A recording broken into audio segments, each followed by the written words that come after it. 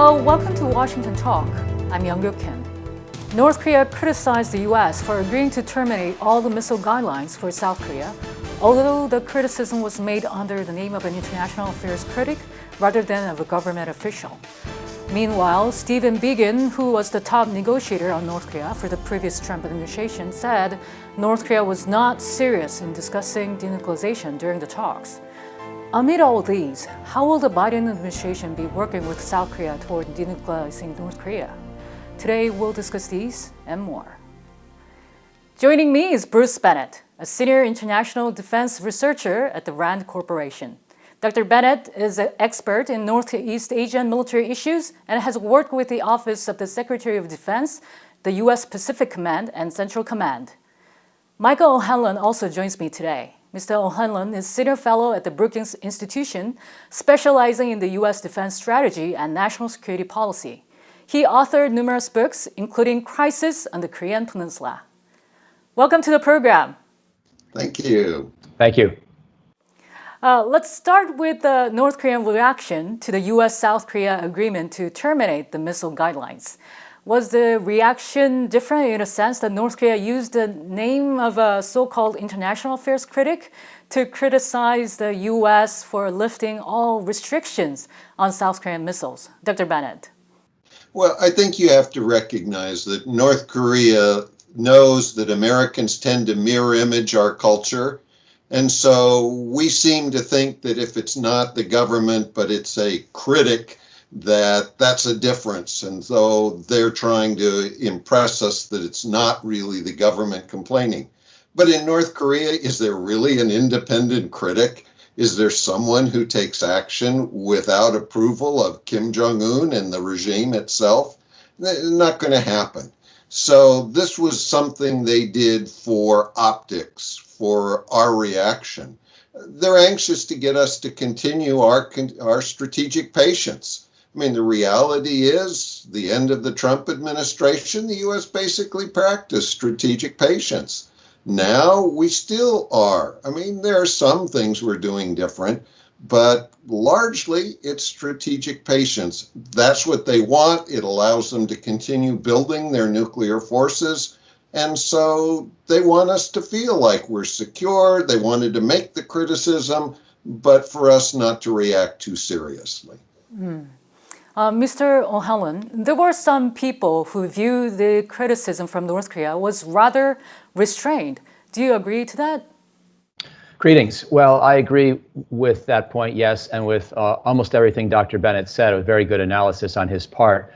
But I do think that this is just a first step. It's basically a shot across the bow to the Biden administration to say, we're not very happy about the start that you're off to, this whole strategic review, the step-by-step approach, the permission to the ROK to develop longer-range missiles. We're going to mildly object, but you should be aware that we can object more strongly down the road. So we don't want to poison the relationship completely. This is in contrast that about this time in 2009, as you'll recall, North Korea greeted President Obama with a nuclear weapons test.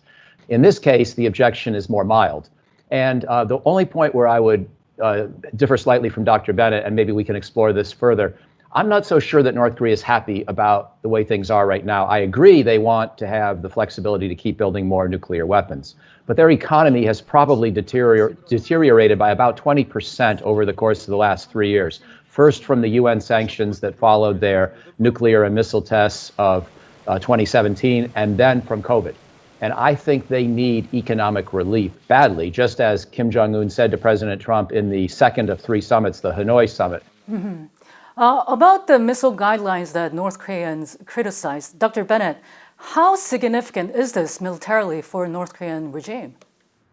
You have to recognize that before the guidelines were terminated, South Korea had the ability to build an 800-kilometer range missile with any payload they wanted to put on it.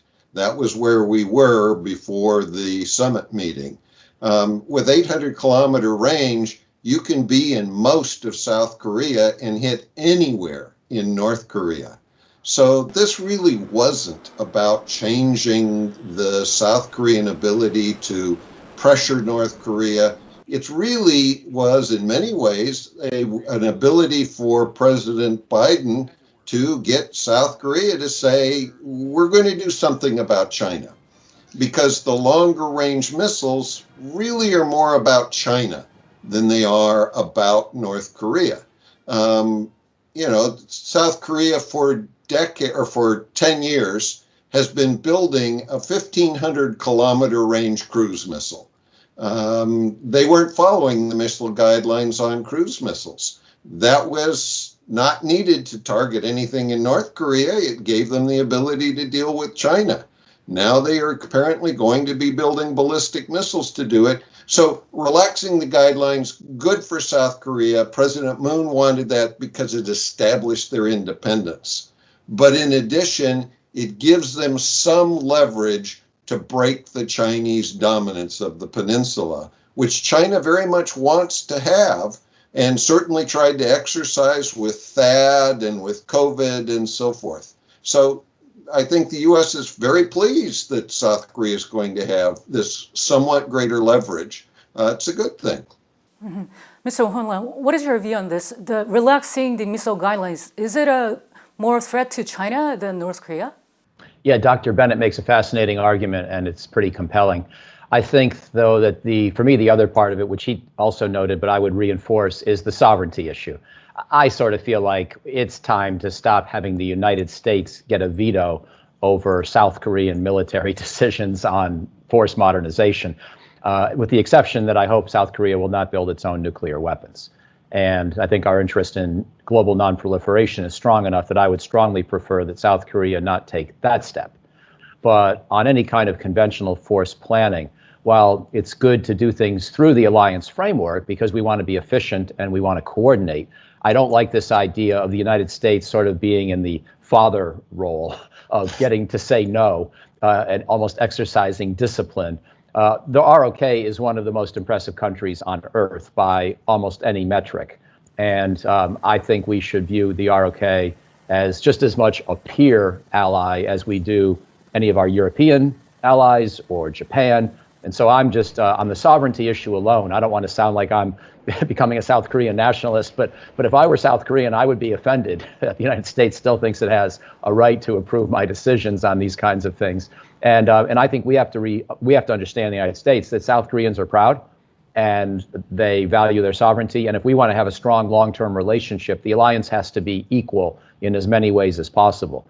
Now, one quick point: I don't, however, favor operational control transition, because I think that the United States is far and away the stronger military of the two, just by virtue of size and global reach. So the sovereignty argument does not lead me to support OPCON transfer or OPCON transition.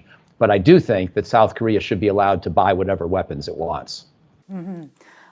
In the following event, South Korea decided to participate in the U.S.-led multinational Air Force drill, Red Flag Alaska 21-2 exercise, and North Korea slammed South Korea's decision. Mr. O'Hanlon, why is North Korea feel threatened by this? Yeah, North Korea's got to be careful here, because we have tried to be somewhat accommodating in listening to their objections to large-scale military exercises on the peninsula, because those are the ones that, if you put on a worst-case military planning hat, could look like the preparation for an offensive attack. They are not preparation for an offensive attack. They are motivated strictly by defensive purposes. But we have gone out of our way in the last few years to listen to the North Korean objections and to try to scale back the magnitude of those exercises, maybe increase the frequency, reduce the size. And I'm okay with that personally, because I think we can train pretty well at the level of the brigade, an air squadron, or an air wing. I'm not convinced we need to do the huge exercises, but we've been accommodating towards North Korea.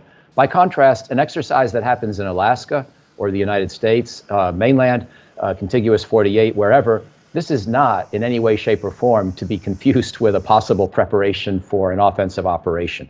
And North Korea has to understand that as long as it devotes 20% of its GDP to its military and bases 70% of its conventional forces near the DMZ and keeps building 5 to 10 nuclear weapons a year and points all of this in the direction of South Korea, we have a right and an obligation as an alliance to be prepared for the worst. So this North Korean objection, to me, holds no water. Well, I think we also have to recognize that doing an exercise in Alaska is not under the responsibility of the U.S. Forces Korea Commander, the CFC commander. This is under the U.S. Indo-Pacific commander. This is part of South Korea's responsibility under the Mutual Defense Treaty. When you go to Alaska, you're not planning to exercise how you defend Korea.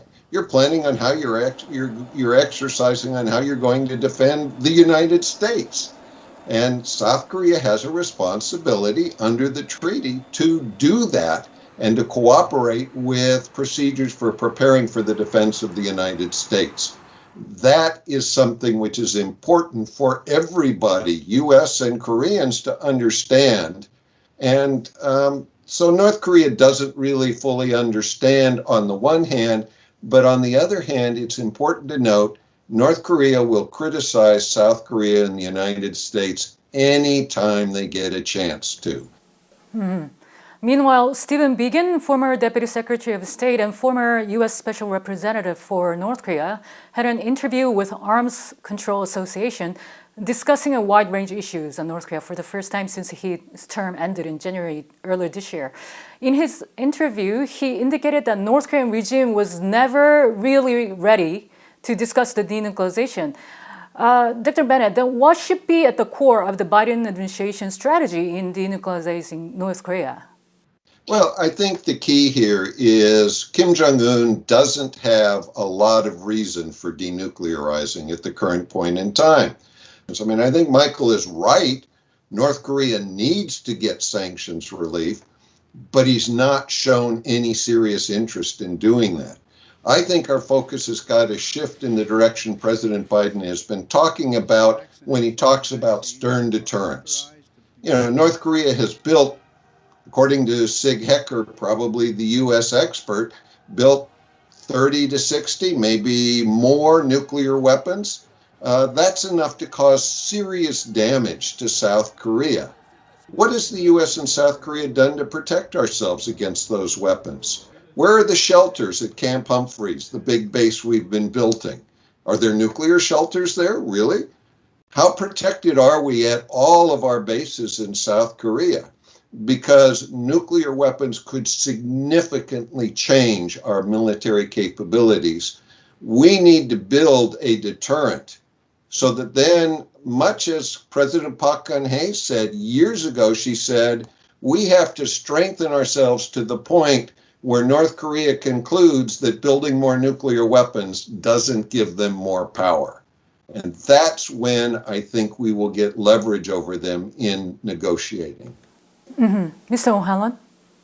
I agree with the strengthening of the defenses and the stern deterrence concept that Dr. Bennett has put forth and that the Biden administration has also espoused. But my own view on a denuclearization strategy has another element as well. And I try to lay this out in my newest book, The Art of War in an Age of Peace, where I have a chapter on Korea. And I think we need to envision an interim deal that would essentially cap the North Korean nuclear arsenal where it is. Not because we do arms control and allow them to have a certain number of weapons, not because we recognize them as a nuclear weapons state. I do not favor doing that. But I believe we should try to verifiably dismantle their production capability in exchange for a lifting of the UN sanctions. We keep the US sanctions, we keep other sanctions, we prohibit World Bank loans, and otherwise keep leverage to someday aspire to denuclearization, the elimination of the existing arsenal. But I don't think that's a realistic first step. Kim Jong-un saw what happened to Saddam Hussein when Saddam did not have nuclear weapons. Kim Jong-un saw what happened to Muammar Gaddafi when Gaddafi did not have nuclear weapons. He is not going to do the same thing. He also inherited a nuclear weapons arsenal from his father and grandfather that in many ways is sort of the crown jewel of the family dynasty and of the DPRK. So again, for multiple reasons, the idea of complete elimination of this arsenal, I think, is a pipe dream. It's a fairy tale. It's just not a serious basis for American diplomatic strategy. And I worry that we get caught up in thinking that it still could be. I thought President Trump might actually figure out the art of the deal with the North Koreans, which is to do something like what I said. And I wish he had, because as a Republican, he probably could have pulled it off much more easily than Joe Biden. If Biden were to do a deal that laid out roughly what I propose, partial lifting of sanctions in exchange for a verifiable dismantlement of production capability and a permanent test moratorium as well, or permanent test ban. Those things I think would be very effective, a reasonable first step, but they would be heavily criticized by Republican Congress and future presidential candidate as somehow appeasing North Korea or allowing it to have a nuclear arsenal. Whereas I think it's just recognizing that the first step cannot be complete denuclearization. Dr. Bennett, do you want to say anything to this? Well, I think Michael has exactly the right kind of idea. My sense is as well, we've got to go after production. I take a little different view, though, of the Hanoi summit. When I look at the Hanoi summit, I remember that President Trump said that Kim Jong-un offered the uranium enrichment facility at Yongbyon and wanted major sanctions relief. The problem in my mind is the uranium enrichment facility at Yongbyon may only be 20 or 25% of North Korean uranium enrichment capability.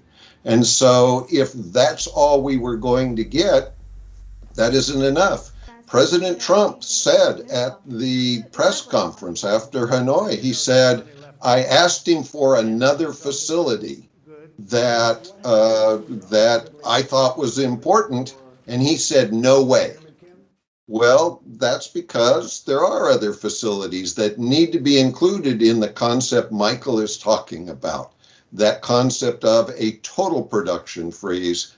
And we shouldn't be giving 80% of sanctions relief to Kim Jong-un for 20% of production capacity reduction.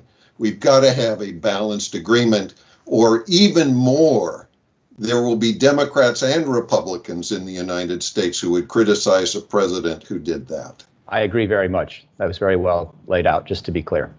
Mm-hmm. Well, this is a little bit different topic. Secretary Blinken encouraged NATO to deepen its cooperation with Australia, Japan, New Zealand, and South Korea. Mr. O'Hanlon, why did he mention South Korea here? Well, this gets, I think, to, again, some of what Dr. Bennett and you were talking about earlier with the Indo-Pacific Command framework for the alliance and the mutuality, that the United States, of course, is interested in creating various ways to monitor and even push back against China's rise, as well as to just create a stronger network of alliances and partnerships throughout the broader Indo-Pacific region for whatever reason, whatever crisis, whatever kind of problem, even humanitarian disaster or emergency relief of one kind or another. And South Korea, of course, is one of our most important and powerful allies. It, to my mind, has one of the 5 or 6 best militaries on Earth, and probably at least as capable as a number of members of the Quad. And so it makes sense to see if we could do more with South Korea. On the other hand, we also know that pushing South Korea too hard might be a mistake, because South Korea has a different relationship with China than any of the other countries that you just mentioned, different geographical proximity, and greater sensitivity to trying to avoid tense and tough relations with China. Now, at the same time, it's doing things like building military capability that could constitute a bit of a deterrent against China. It's not afraid to push back against China on certain issues, but it also is very careful about adjusting the rheostat just so, such that it does not unnecessarily inflame relations with China. And for example, Japan, which is often, depending on leader, staunchly critical of China. Again, China and Japan have a complex relationship, and sometimes they get along better than others.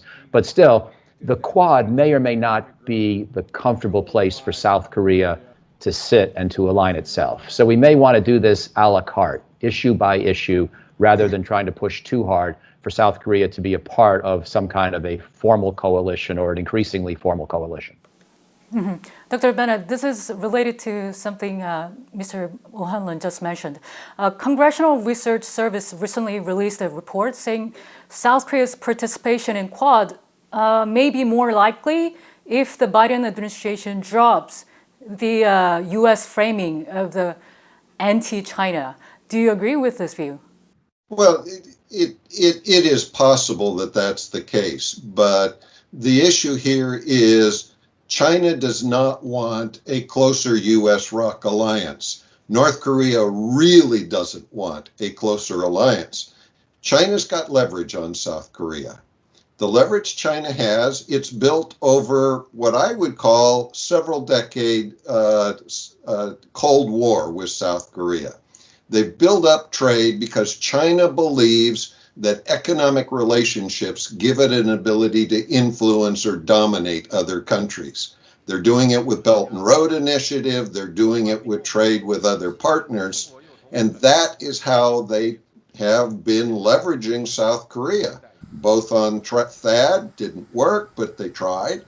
Then on COVID, and it did work, and South Korea refused to close the border with China. China's got some real leverage there, and we have to recognize that South Korea's got to be very careful about that. Nevertheless, I think South Korea is going to be very careful with regard to Quad because of that relationship. It's going to take South Korea some time, and we ought to focus on North Korea in our alliance relationship and gradually build from that basis.